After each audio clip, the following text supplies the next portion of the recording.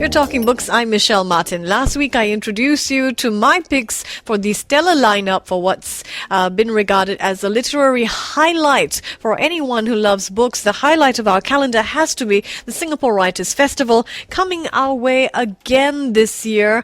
And you'll be able to hear from authors and speakers and varied sort of festivities, from panel discussions to film screenings, literary meals, even literary tours. It's his last year curating the Singapore Writers' Festival. Chief Executive, poet, and, Deputy Chief Executive of the National Arts Council and poet Paul Tan tells me more about this year's festival and if it will be it being his fourth and final year mattered at all. But first we find out more about the theme of this year's festival, the prospect of beauty. Of course, the very word itself, beauty, lends itself quite nicely to a whole range of other topics, environment, aesthetics, feminism, whether society puts unrealistic expectations on how women should look.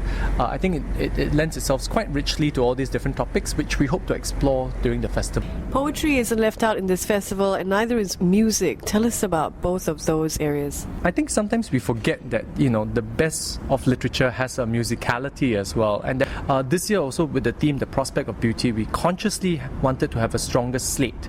Every year we have poetry, but this year I think we have a stronger slate than ever of poets.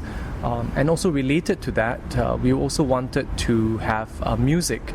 So we've got Robert Pinsky, who of course is Pulitzer Prize winner poet, very well known in the circles, maybe not so well known here, but when I put him in a performance with jazz musicians, Singapore-based jazz musicians, a double bass, and he's such an animated reader, I think we're also giving audiences here a chance to experience quite a different kind of literary event. How many years would it be helming this festival for you? So this is the fourth year, and as I've said elsewhere, will be the last year I'll be doing it,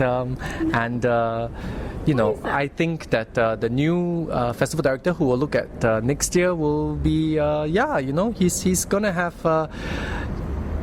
he's going to have the opportunity, to give us something new, give us some fresh perspective. I hold other portfolios working in the Arts Council, including being the Deputy Chief Exec. So sometimes you also want to have fresh perspective from a festival point of view. And has knowing that this will be your last festival changed your approach in any way?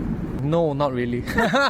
No, because you want to program a good festival. So whether it's your first or your last, you kind of want to make an impact. Yeah. You want the festival to be embraced by a broad swathe of people. Yeah. You want people to feel that literature is not scary, that it can be accessible, it can be fun, it can be thoughtful, it can make you relook at the way you organize your world.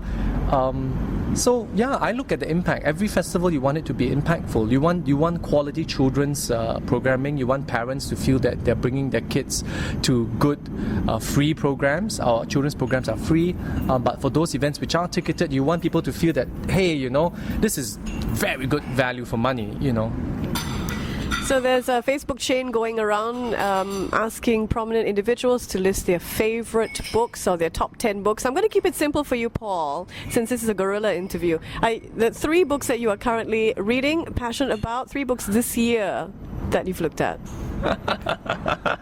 This is guerrilla! Fresh off my mind, Ira Trivedi, on her journalistic kind of comprehensive overview of love and marriage in contemporary India, kind of dealing with the kind of paradox of a country that created the Kama Sutra, but also have some of the most conservative strictures regarding sexual morality.